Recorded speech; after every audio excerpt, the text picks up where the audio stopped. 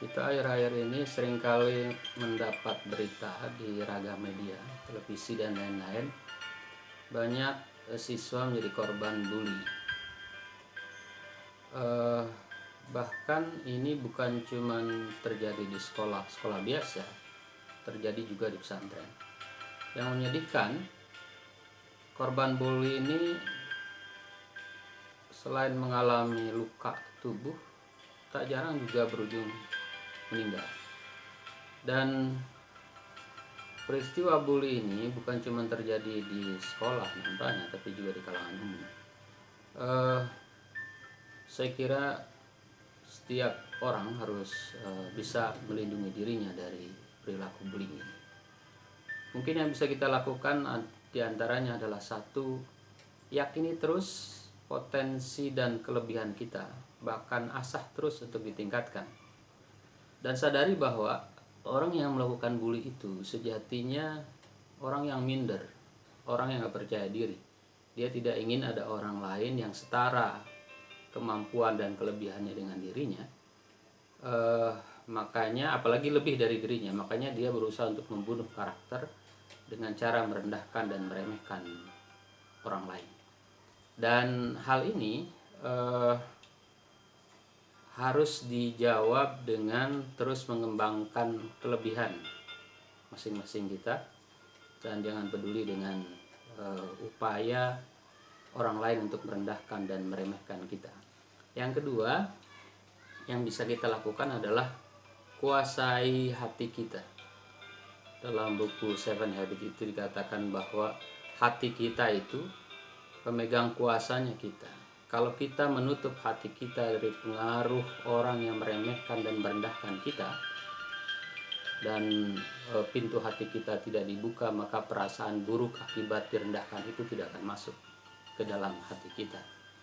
Dan kita harus menseleksi mana pengaruh yang negatif dan mana pengaruh yang positif ke dalam hati kita. Maka setiap orang yang melakukan upaya merendahkan dan meremehkan kita, tinggalkan, abaikan, dan jangan dimasukkan ke dalam hati kita. Yang ketiga yang bisa kita lakukan untuk melindungi bully atau sikap orang yang merendahkan kita, meremehkan kita, kita jangan bereaksi dan merespon sikap orang tersebut. Biar dia kemudian kebingungan, karena target orang yang merendahkan kita itu harapannya kita bereaksi, merasa sedih, merasa sakit hati, merasa marah. Maka jangan ditujukan itu. Sebab sikap kita yang mungkin bereaksi marah, kemudian sakit hati, itu adalah keuntungan, insentif yang justru diharapkan. Nah, saat kita misalnya jadi korban bully atau direndahkan itu, ketika kita tidak bereaksi, maka dia kemudian akan kehabisan akal, mungkin tidak dapat keuntungan apa-apa, tidak dapat kesenangan dan kebahagiaan, maka dia akan berhenti.